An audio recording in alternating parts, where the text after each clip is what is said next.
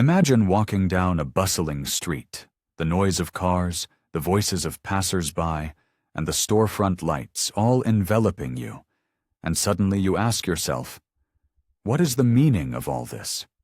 An everyday question, perhaps, but also profoundly Sartrean. Jean-Paul Sartre told us that existence precedes essence, a truth that seeps into our daily life. Think of that moment when you feel lost in the crowd. Everything should make sense. But it doesn't. It's the existential discomfort Sartre spoke of, that feeling of being in a world that offers no answers, only more questions. A pedestrian crossing, just a place to pass through, but also a symbol of choice and freedom. Isn't it intriguing how a simple traffic light can become a mirror of our life decisions? Consider any cafe on a Monday morning. The long line to order a cappuccino, the gazes on mobile phones, anxious and indifferent faces. Isn't this the perfect setting to consider what Sartre called nausea? That overwhelming awareness that our actions, seemingly trivial, conceal a depth we rarely acknowledge. Between sips of coffee, the murmur around us reminds us that everything, every person, is a world unto themselves. Yet, in the chaos of everyday life, we become blind to the essence of the real.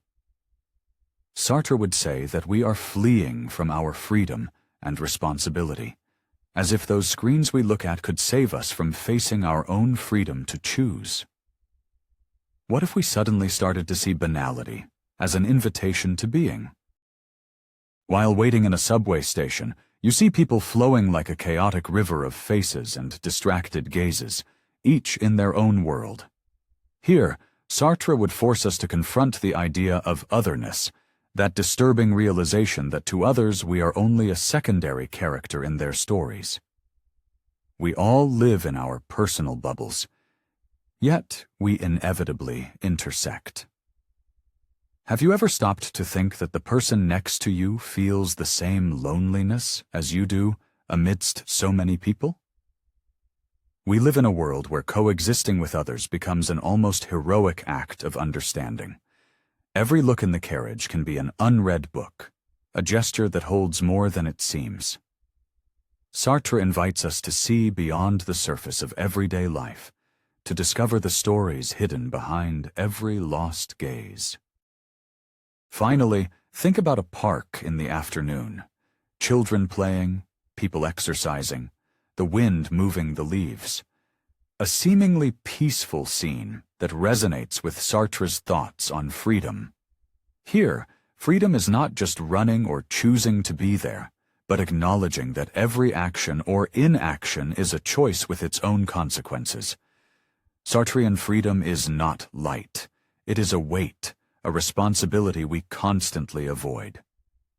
Observing these interactions, it's as if the world whispers to us, reminding us that every detail, no matter how small, has larger implications than we imagine.